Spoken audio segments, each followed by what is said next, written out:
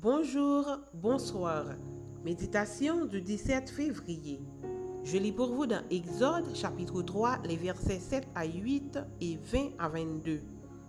L'Éternel dit: J'ai vu la souffrance de mon peuple qui est en Égypte, et j'ai entendu les cris que lui font pousser ses oppresseurs, car je connais ses douleurs. Je suis descendu pour le délivrer de la main des Égyptiens, et pour le faire monter de ce pays dans un bon et vaste pays, dans un pays où coule le lait et le miel, dans les lieux qu'habitent les Cananéens, les Héthiens, les Amoréens, les Phéréziens, les Éviens et les Jébusiens. J'étendrai ma main et je frapperai l'Égypte par toutes sortes de prodiges que je ferai au milieu d'elle. Après quoi, il vous laissera aller. Je ferai même trouver grâce à ce peuple aux yeux des Égyptiens, et quand vous partirez, vous ne partirez point à vide. Chaque femme demandera à sa voisine et à celle qui demeure dans sa maison des vases d'argent, des vases d'or et des vêtements que vous mettrez sur vos fils et vos filles, et vous dépouillerez les Égyptiens. Titre de la méditation: l'efficacité de la voix divine.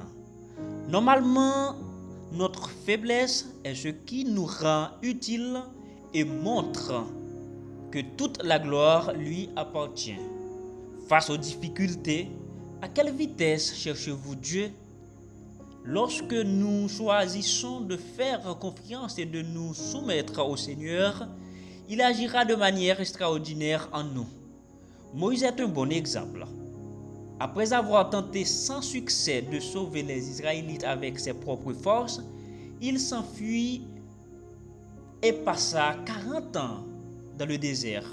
À cette époque, sa fierté, sa confiance en soi et sa volonté personnelle ont été brisées, humilié, et il est maintenant quelqu'un que Dieu pouvait utiliser pour provoquer la libération des esclaves d'Égypte. Par l'intermédiaire de Moïse, le Seigneur a démontré les merveilles qu'il pouvait accomplir grâce à une personne qui s'abandonnait à lui. Dieu a sauvé son peuple sans avoir besoin d'une armée, d'une insurrection ou d'une guerre prolongée. La seule chose dont il avait besoin était la démonstration de sa grande puissance.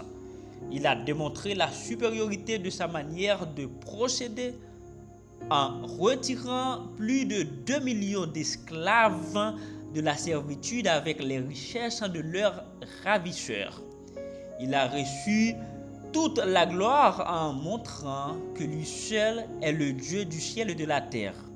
Rappelez-vous de l'apôtre Paul dans 2 Corinthiens 12, les versets 8 à 9, quand il dit: 3 fois j'ai supplié le Seigneur de me l'enlever, mais il m'a dit: ma grâce te suffit, car ma puissance s'accomplit dans la faiblesse.